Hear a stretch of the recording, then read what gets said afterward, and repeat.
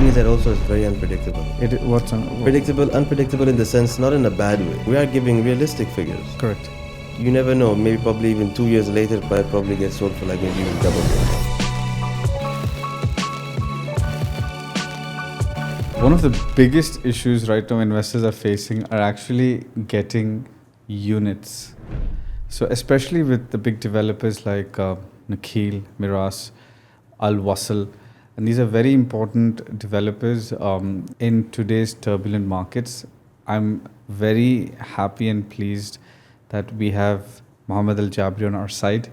He fights foot and nail, so it was very funny. When he was there in the launches, most investors were just giving him because he would easily get access in and out. Let's straight get into the topic. Today, we're going to discuss Palm Jebel Ali. What's the difference between Palm Jumeirah and Palm Jebel Ali? Palm Jebel Ali is going to be basically Palm 2.0. A better version, a cleaner version, a more organized version of Palm Jumeirah. Okay. I mean, when Palm Jumeirah was built, yes, it's all well and good. Nakheel's first island project did extraordinarily very well. But when it comes to infrastructure, I think they didn't anticipate a lot of factors. When I mean by a lot of factors, I mean connections between the roads probably the way it was built. I would say that, I mean, they'll definitely have all these corrections. You know, it's funny. He comes to say, I think, I forgot which year it was, but there was this big party, New Year's party in the Nikki Beach or Atlantis, right? Atlantis was on Palm. Right. Nikki Beach, yeah. I think everybody must have celebrated on the road. Yes, because I had tickets were so expensive, but I could never reach because I was stuck in the traffic, I could never reach. Absolutely. And then people left their cars and started walking to it because they spent money, so we started walking. It was a mess, it was a nightmare. I know. Okay. But now, I mean, if you look at Palm Jebel Ali now, there is only one way that connects from the mainland of Palm Jumeirah. Till Atlantis, correct. Correct. Okay. Right now, with Palm Jebel Ali, what they're going to do is that they're going to have 3 access ways. Okay. So it's obviously going to be from the top crescents. Okay. They're going to have access from the right and left and the main area itself, which definitely, I'm not going to say it's going to reduce traffic by a lot, but definitely it's going to make things a lot easier. No, I think that makes a lot of sense because if you, so just to explain to viewers how the palm is basically represents Nakheel, which like the palm tree. So you have a trunk, you have the branches which are called the fronds, and you have a crescent which is the semicircle, the arc around. Okay, beautiful. I think it's considered as the 9th wonder of the world. Beautiful structure. I think as one investor mentioned to me, it's 2 things they can see from outer space. One is Burj Khalifa and one is Palm Jumeirah. Okay, I think on the crescent it'll be majorly focusing on the luxury, ultra luxury resorts like Royal Atlantis, and the residential will be majorly on the trunks. On the fronts, yes. More or less, right? More or less. I mean, the trunk basically means the center bit. Correct. The fronds are going to have the villas. The villas. And at the edge of those branches, at the edge of those fronds, you're going to have the slightly bigger signature villas than the usual. Tips. Yeah, at the tips, basically. So if you invest now in Palm Jebel Ali, how long do you realistically think it's going to take? Have you been to the Palm Jebel Ali site? I mean, the last time I went there was probably, not to the actual site, but I did pass it. Okay. About 2 weeks ago. Okay. There's a lot of movement. Okay. A lot of construction. I mean, the good part is that it's already laid out. Is it laid out? The island is there. The physical structure is laid out? The physical island is there. Okay. And construction, I believe, has commenced in certain parts. So I did read the news that they've hired Shapurji Palanji to build the villas, which is a big sign, which is Shapurji Palanji, one of the best contractors in the world. And he's been here for a very long time. You did mention a story that your father worked in Dubai Aluminium. You really know that site really well. Yeah, so basically my dad used to work in Dubai Aluminium at that time, which was on the Jebel Ali side of the beach. On that site, yes. And what we all noticed was that his office was primarily on the beach side. That's amazing. And at that time, I'm talking about 15 to 20 years ago. Okay. What I do remember is that when we'd go out to the beach side, it didn't look like a normal Dubai beach. It was like an untouched white sand beach. I've seen that. Crystal water you can see through. No ways.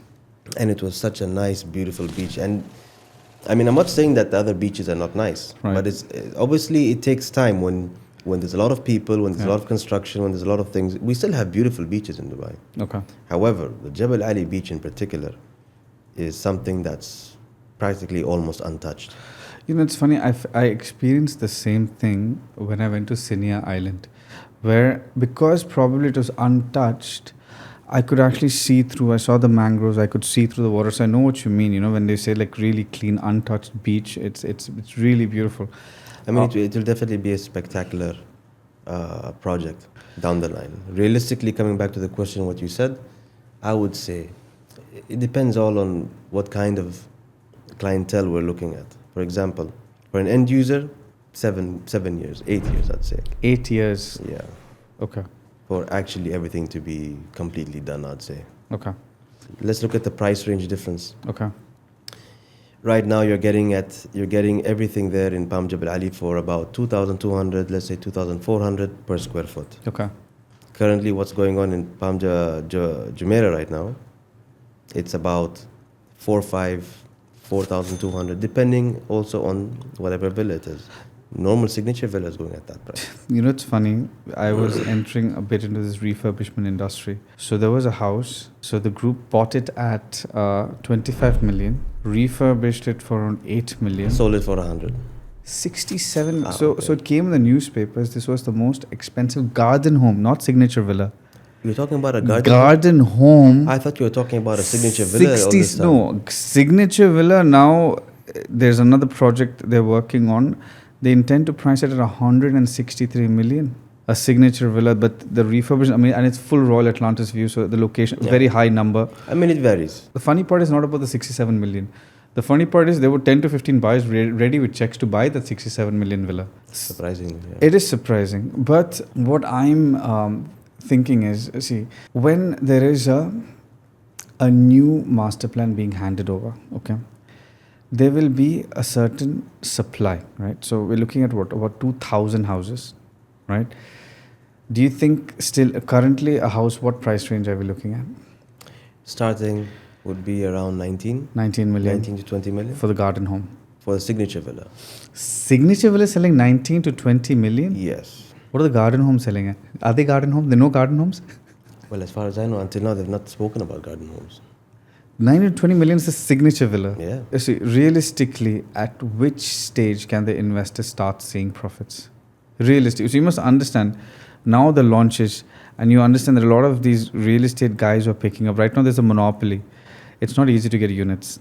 It's a monopoly, Definitely. right? It is and a monopoly. There's always units. I mean, it's always sold out before the launch. At the time of because the launch. nothing happens at the launch. Everything happens before. Correct. Right? Now, if these real estate people hold these villas, okay, it's tough because I saw a lot of products coming out onto the market, like almost next week, 10 days later, 1 million premium, 2 million premium. Yeah. They're messing up the market.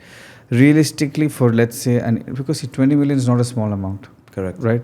So realistically for an investor, and the payment plan is 60-40? 60-40. Okay, so we're looking at an investor needs a minimum cash of around, let's say 9 to 10 million, 9 million, 10 million. Until it gets built, you mean? Okay, at which stage do you think he will start making serious profit, and how much profit? What do you think? What is I'd say, he could start making, it all depends on the investor's perspective. Okay. If he wants to flip, it's not, I don't think Jebel Ali is for flipping. It's for holding? Sense, I would say for holding more. How long? 1.5 years, 2 years. 2 years? And after 2 years, what price do you think it's going to reach? Could be a significant number.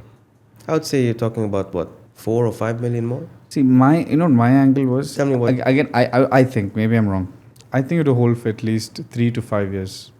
Okay. 3 to 5 years, and then if he's picked up something at around, if he's picked up something around 19 million, he has the potential to sell it, I don't know, 25, it could give 5 years, it could even go up to 30 million dirhams. Thing is that also is very unpredictable. Unpredictable in the sense, not in a bad way. Okay. Like, we are giving realistic figures. Correct. You never know. Maybe probably even 2 years later, it might probably get sold for like maybe even double the amount. You don't know. So now this is a funny, good point that you raised. A lot of people are concerned. Every time, every phase of Dubai, people have spoken about a recession. Correct. Now, in the worst, so I think there was a recession in 2009. There was a recession around 2016. The market slumped. Now, what was the worst reduction? Like in terms of like percentage, the prices dropped. How much did the prices drop? 10%, 15%. I think 2009 was the worst. 2009 It dropped a lot. Okay, 2009 was okay. Let's say 2009. How much did the prices reduce? 15%. Because I was doing real estate then, I didn't find the prices very cheap. I mean, I didn't I mean, it's slightly. I mean, I would say slightly higher than 15 in 2009. But during the second recession, I wouldn't say not even 10%. The 2016. Yeah. But But 2009 was high actually. How much was it? Like, see, which property? Like, for example, see, when I was looking at properties like Springs, Meadows, it didn't drop that much because majorly they were end users. I'll tell you who dropped the people, like, you see, who could maybe afford one property, they bought 10 properties because they thought they'll flip. True. And then they were stuck with all the properties. And I think it's majority of the people that actually bought towards the end of 2008 and 9. Because they kept making money. Yeah. And then they picked up 10 properties, 15 properties. I knew people Correct. who used to pick up, they had the money for one property and they picked up 15. Correct. 15. Yeah. They used to pay 10% and they thought they'll flip it and make like 100% profit. And then Boom, the market crashed. So yes, I understand that. Dubai, because see, I was in 2009, I was working in Hamptons, MR. We were packed, we were busy. Because, so then the biggest projects were like Original 6 Towers, Marina Keys, Address Dubai Marina. I remember, yeah. Right? I'll tell you who got hit. I remember who got hit. The Burj Khalifa buyers. Yeah. The Burj I Khalifa didn't want to buyers go wanted into- to remove their slippers and hit me. You know, I didn't want to get into the topic too much, but the Burj Khalifa buyers actually did Because suffer they a bought the lot. Armani a one bed about 8 million dirhams. And the Burj Khalifa one bed was 4 million dirhams. Yes. And then I had to offer them rental of like 120, 130,000 dirhams. Out of which the service charge And the is very service charges high. around 50.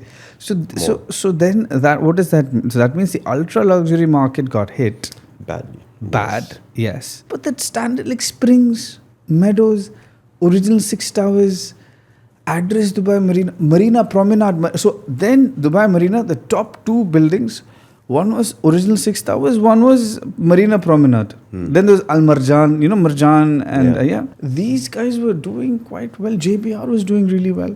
Yeah. Right? They didn't take a big hit. So it's again about strategy, right? I mean, when you enter. It depends when you It's very enter. easy. Palm Jumeirah was then selling at 8 million dirhams. I mean, Palm Jumeirah is something that is, it's actually a surprise, to be honest, because at the recession, I mean, at the beginning it was selling for quite high. Yeah. It went up to a specific amount, which was Correct. also very high. Correct. Then at the recession, it went very low. Recession, Palm Jumeirah also got hit. Yes. Very badly. Because, yes. So I remember that. The Palm Jumeirah price was between 8 and then 13 million dirhams. I think this was the price of garden Then it homes. started going up again. Yes. Got hit in 2016 again. Again, yeah. Went up again. Correct. COVID came. Went absolutely very low. But COVID, define But absolutely wait, very I low. mean, wait, Define wait. absolutely very low. When it came to rentals in particular, Yeah, okay. during COVID, it was very bad. Define bad. What is bad according to you? Because people don't mean- understand what bad is. I mean, okay, like Million dirhams, it was going at million dirhams, it was going. rental wise, you're talking Yes, about? yes. Okay, fine. And during COVID, it was going for $1 million? Yes. No. I mean, I remember when it was COVID, it was What going is the for- worst rental you've done in the Palm? Worst. During COVID? Don't tell me 200, I 300,000. was going to say 350. You rented out a garden home at 350,000? 350. That must be like number 1 to 10. Okay, probably 1 to I'm 10. telling you. And really bad kept villa maybe. I think. Now, the thing is that, let's look at the success now of Palm Jumeirah. During COVID, Okay. I don't know what happened. I mean, obviously because of the... Yeah, during COVID was bad. COVID But- was bad. But COVID it was really still bad. okay. In the sense like, Yeah. we handled COVID so well Yes. that we had this huge influx of people coming in. Something- And then Palm Jumeirah went from below to like... No, because see, my COVID experience is very different. I'll tell you why. So I was in the relocation sector. Because one of my clients was Raytheon. Raytheon was hired by the Abu Dhabi Army, and the army was deployed, right? So I had special permission to work because I had to take care of their visas, accommodation, everything, right? COVID, I don't know, but the first 2 3 months was tough, right? With the lockdown and no one can get out and everything. Yeah. But 4th month onwards, in 5 palm parties were happening. In Atlantis was full. Correct. Full from the UK, it was full. 5 Palm Jumeirah as well was Full. Royal Atlantis full. Sold out. So I don't see how palm rent COVID 2009, yes, the prices went down all the way. A garden home was selling between 8 and 13 million dirhams. Now, in case, so another big concern people have, in 2025, I think there will be at least around 30,000 houses being handed over. Now, if the market absorbs it, good. If the market does not absorb all these apartments down, everything is being handed over. So people are concerned on which products they should invest in. And people want to take advantage of the way, but they don't want to invest in the wrong products. Correct? You need to invest right location, right price. What are the products you think that are recession proof? Which locations? Which price point? What should people be looking at?